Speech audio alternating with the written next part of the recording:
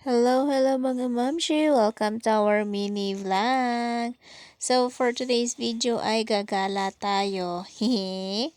Sama kayo mga mamshi! So, mamamalengke lang talaga kami. Tapos, tatambay lang ng sandali sa Bornham Park. And then yan, nasa jeep na kami. And then, fast forward, nandito na tayo sa Bornham Park. Bago tayo pumunta ng palengke, pasyal muna or tambay lang muna. Hindi naman namin expect na tatambay kami dito, kaya wala kaming panlatag na nadala. So, yung kumakain lang kami ng pizza at nakita nyo naman, nakikipag-agawan si Tobias. Diba? Nahulog pa yung cellphone dyan, kaya yun. And then, yan may binili akong Kinder Joy kay Toby, pero ako lang din ang kumain. Diba? Lokong nanay. Pagalitan nyo na ako. May una pala kayong pinuntahan bago sa Burnham kay Ate Mads. Yung partner ko dati nung sales associate pa ako sa Chongsan. Sa may Watson Cedar Peak siya, kaya yun, nakipagchikahan muna kami doon. Pwede naman sa kanila, hindi na pagchikahan muna kami. At syempre, para makita niya rin si Toby. And then, tignan niyo naman yung Toby niya, no. Pinunasan po namin yung taling yan kasi kapag di namin pinunasan ay lagot na. Tignan niyo naman, kinakain niya ng kinakain. Pero, malinis naman, pinunasan ko. Tas yan nga, pinapakain din namin siya ng pizza. Pero, yung hotdog lang o kaya kunwari pa isusubo pero aalisin din agad.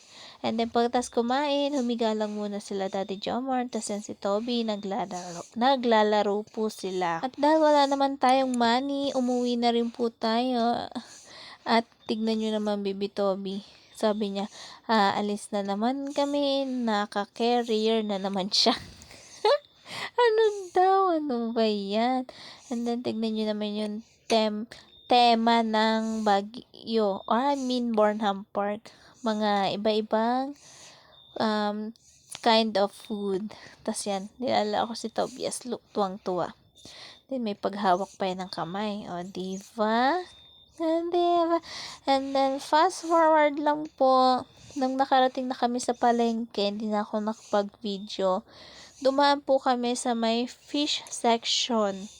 And then yan, yung nasa eco bag, yun na po yung nabili namin. Nakabili kami ng tinapa, yung GG ba yun? Basta yun. Tapos, meron din kaming, what do you call that?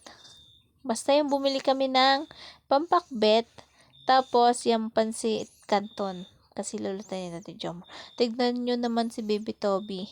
Siya na po ang naghawak sa pansit canton at nakikipag-agawan po.